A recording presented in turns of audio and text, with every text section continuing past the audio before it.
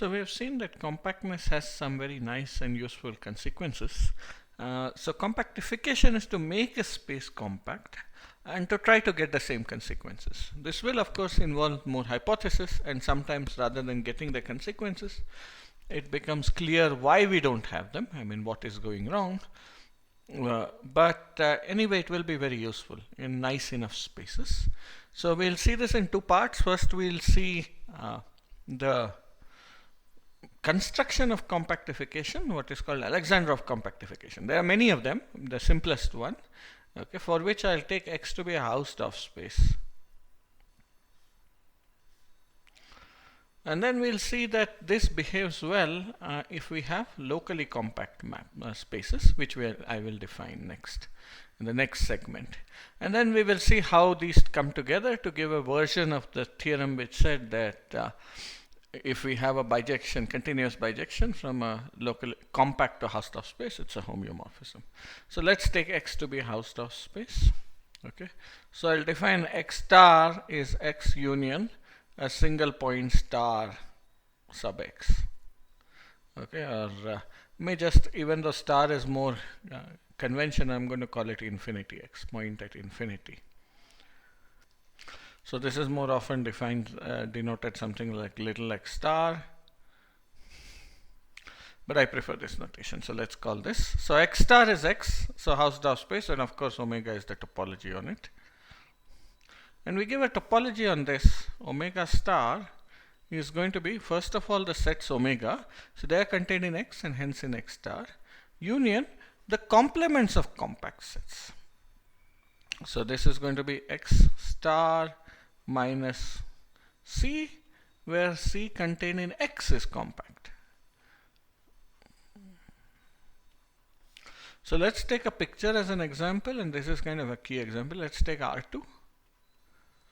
What we are saying is we have added a single point at infinity, and a neighborhood of a single point is the complement of a compact set. So it's just the usual thing that we mean when we talk about convergence to infinity. If we are ignoring directions, something is close to infinity if it is large enough. And large enough means outside any given compact set. For any given compact set, we have a corresponding notion of large enough, like small enough. So this is an entirely natural definition and well behaved in cases like this. In fact, we'll see R2 union, this will actually be the sphere.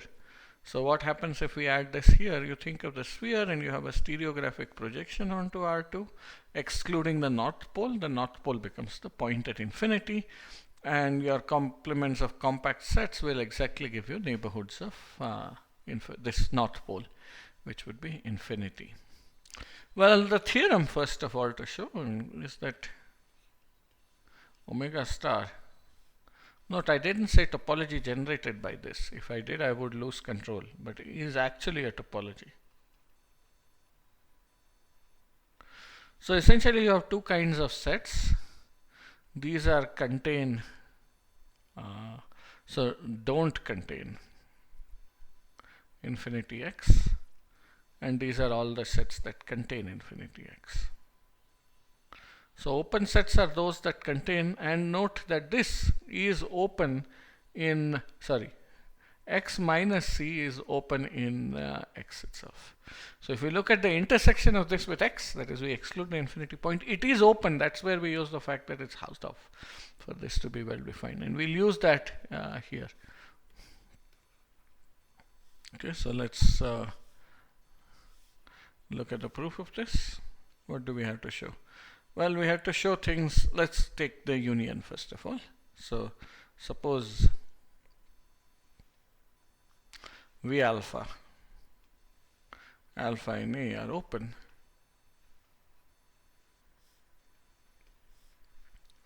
Okay, then what we see is that, okay, so then we have two cases. Then either some V alpha naught is X star minus C, or all V alpha contained in omega 1 and 2. For 2, union of V alpha is contained in, I meant all V alpha are contained in X.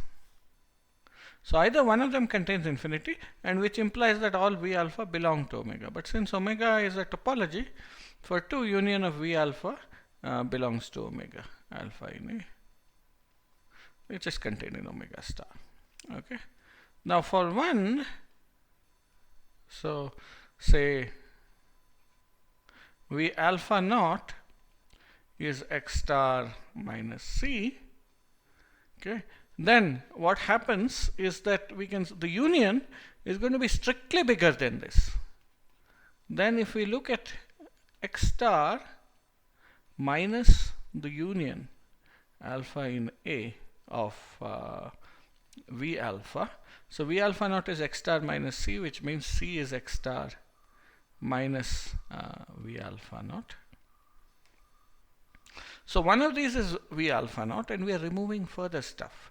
So this is actually equal to C intersection X minus X star minus union alpha in A of V alpha. Okay, but compact sets are closed. So in both cases, this is closed. Yeah, so let me, so X star. So let's make a quick observation here. Yeah. Okay, we can check from both of these cases, which is, so this is closed. Or rather, let me make a small correction here. I should, I don't want to look at it as this. I want to look at it as X minus union of V alpha intersection X. Okay. So I look at C intersection. Well, so C is actually already contained in X. So you don't have a point at infinity. So I can throw away the point of infinity here also. So it's X minus the union of, let me write that more clearly, the open sets V alpha intersection X. And now in both these cases, you see V alpha intersection X is going to be closed in X. Here by definition it's just V alpha, sorry, the complement of V alpha intersection. This is a bit of a mess. This is not what I meant to say. What I meant to say is this is the intersection of complements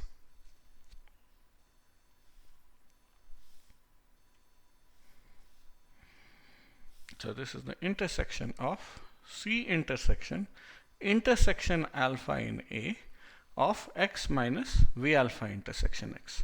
So this set, this is simply that you're already, one of these is actually C itself, so the rest of them are smaller than C. Since C is already contained in X star, I can throw away the star and just look at the complement of these sets. These sets are all closed. Now V alpha intersection X is either going to be C if it's of this form, or it's going to be V alpha itself.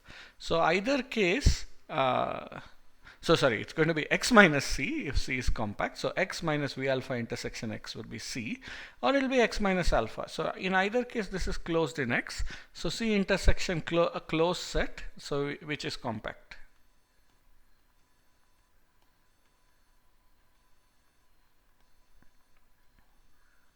So since that wasn't very clear the first time around, let me repeat. There are two cases. Either all our open sets don't involve infinity, in which case we simply use the fact that we had a topology to start with, or at least one of them involves infinity. Okay, that is, say, the complement of C. Then the union is going to be bigger than X star minus C. So the complement of the union is going to be smaller than C. And what we'll see is that it's a closed subset of C. Okay, an intersection of a closed subset. So if I look at the complement of these, so let me write the conclusion next. So if we look at the complement of X in X star of this union, well, one of these is already C, so you're contained inside C. Okay, so it's an intersection. And what is the rest? We are looking at alpha in A of the complement of V alpha intersection X. Okay, so a priori this should be X star minus these, using De Morgan's law. But since we know the point of infinity is not there anyway, if we throw away infinity, I mean if we take the X instead of X star, we'll get the same set. the final intersection is going to be the same. Now let's look at this x minus v alpha intersection x. Okay, so there are two cases, either your v alpha, so this is either, so these are two cases, either we have v alpha is in omega, or we have v alpha is x star minus some compact set. Okay, so what happens in the two cases? In the first case, if v alpha is actually contained in omega, then x minus v alpha is closed in x. Okay, and we are finally going to take an intersection of closed sets, so it will be closed. On the other hand, if v alpha is the complement of a compact set C, then if I look at x minus v alpha intersection x, it's those points in x that are not in the complement of C. So the whole thing actually becomes C itself. So it's compact, a Hausdorff space, so it's closed. So we have used Hausdorff very strongly here, so it's closed. So either way, all these sets are closed, so this intersection is also closed. So we have seen this, and hence union alpha in A of V alpha is open. Okay, so this was by definition. Okay, so now the second case is when we have two sets. We could take finitely many, but really because we have two groups, it's really convenient to look at just two sets. So suppose A and B are open. Are open by which I mean they belong to omega star. So if A and B belong to omega, then A intersection B belongs to omega. Okay. Now if A equals x star minus C sub A and B equals x star minus C sub B, then A intersection B is going to be the complement of the union of these two sets, CA star union CB star. Okay, and so here we have a lemma: finite union of compact sets is compact.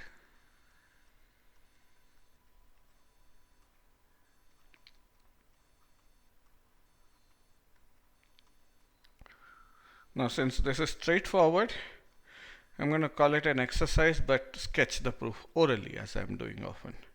Okay, so why is this? Because if I take a finite cover of, if I take an open cover of a finite union of compact sets, well, then it's a cover of each one of them. So each has a finite subcover. Take the union of these.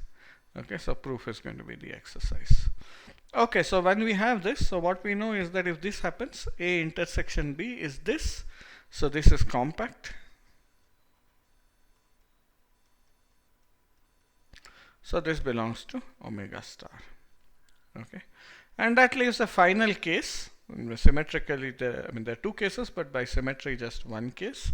So if A is in omega star, let's get more paper. So if A is in omega itself, and B is going to be of the form x star minus C. Okay, then A intersection B is going to be, so let's look at x star. Oh, okay, we don't look at it this way. So notice that we are looking at the intersection. So if one of them does not contain the point at infinity, the other also does not contain the point at infinity. Okay, so the intersection doesn't contain the point at infinity. Then A intersection B, so we note that A is contained in X. So A is in omega. So A intersection B is going to be A intersection x star minus C. But this is also A intersection x minus C. Okay. And x minus C is open in X as C is closed. Hence compact. Sorry, is closed. Is compact, hence closed, is what I meant to say. So this actually is part of the argument that we used last time as well. So it would have been clearer if one had done this first. Okay. So that's the kind of argument we used previously also. When we took the union, we wanted to, yeah. So here we are, and of course the third is easy. So phi comma x star belong to omega star. Okay, I'm just not trying to prove this. Phi is in omega, and x star's complement is the empty set which is compact. So these happen to belong to omega. So we have seen that this space is we have a topology. So what we have is we have x. So we have x including to x star, and both these are topological spaces. Okay, but we want more. We want the topology on x to be the same whether it or the original topology or comes from x star. So more generally we make the following definition.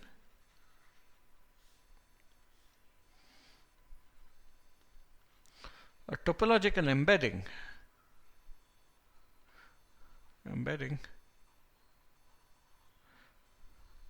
f from x to y is an injective continuous map. Continuous is actually redundant here, such that x, so f mapping x to its image is a homeomorphism.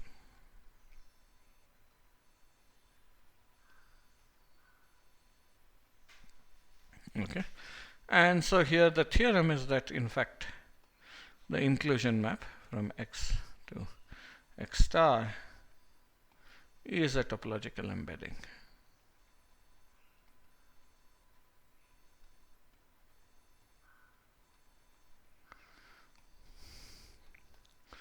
Okay, so what this means when we want to prove this is that we have to prove the open sets correspond in the two cases. So the maps in both ways are continuous. But as is often the case, it's convenient to prove this pointwise. Okay, so we have, so firstly we'll show I is continuous. Namely, let x in belong to x itself, and let whatever v be a neighborhood, an open set in x star with x in contained in v. Yes, so we have a neighborhood of v. We have to find a neighborhood of v. Then we have again two cases. If v belongs to omega, then notice that I of v. So this is contained in, then I of v is contained in v. So what we have is we have x. So we have x here and we have x star here, which are the same. We have a point, it goes to a point. What we want to say is that if I look at an open set here, then there is an open set here. Given an open set in x star, there's an open set that maps into this. Now if the open set is of the form in omega, we are done. If v equals, on the other hand, x star minus c, then this is a similar argument to what we saw. Then we see x minus c is open. Again, because we have a Hausdorff space and C is compact, so it's closed, so its complement is open. Okay, x belongs to x minus c. That is because it belongs to x star minus c and it's not at infinity. And I of x minus c is contained in x star minus c. This time it's a strict containment, it avoids c, but nevertheless we have continuity. How about continuity in the other direction? Continuity in the other direction is even easier. So we have x here, and then we have x star here.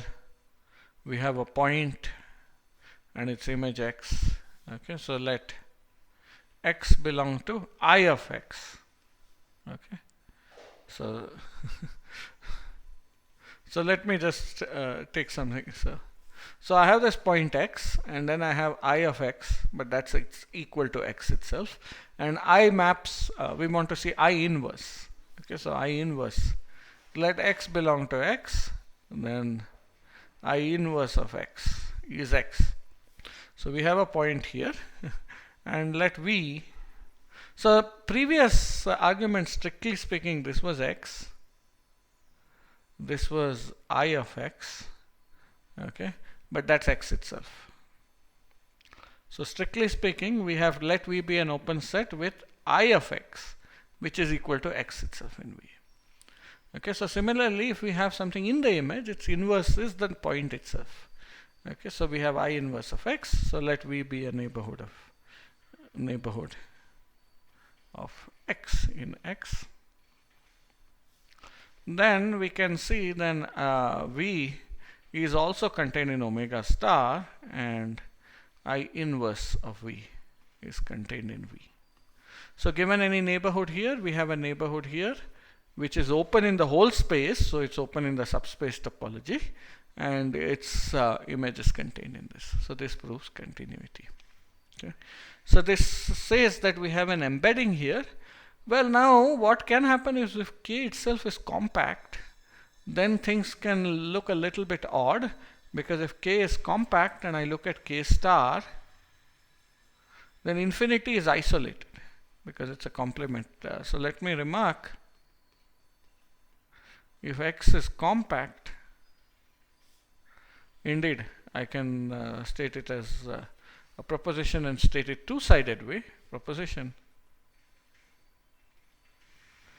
X is compact, or rather, in the positive sense we would like to think of it, infinity X is isolated if and only if X is compact. Okay, so proof is that infinity X isolated is equivalent to X star minus X is open in omega star. So this isolated means a single point is closed, so its complement is open, which is of course equivalent to X is compact. That is the definition of omega star. Okay, and so in that case, this is not really a compactification because the thing is compact. And what do I mean by really compactification? So definition is a compactification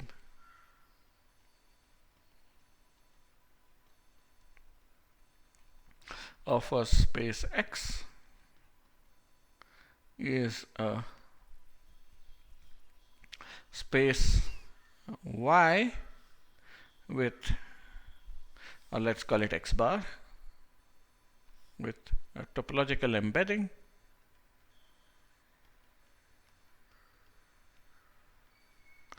which I'll call I, like an inclusion map, I from X to X bar, such that, well, we could throw in all sorts of things in X bar, such that I of X is dense in X bar.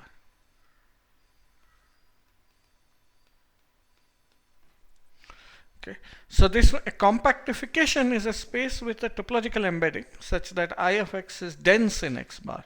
This is by no means unique. With a real line, for example, we added a single point and made it into what would be actually, we'll see, a circle with the Alexandrov compactification.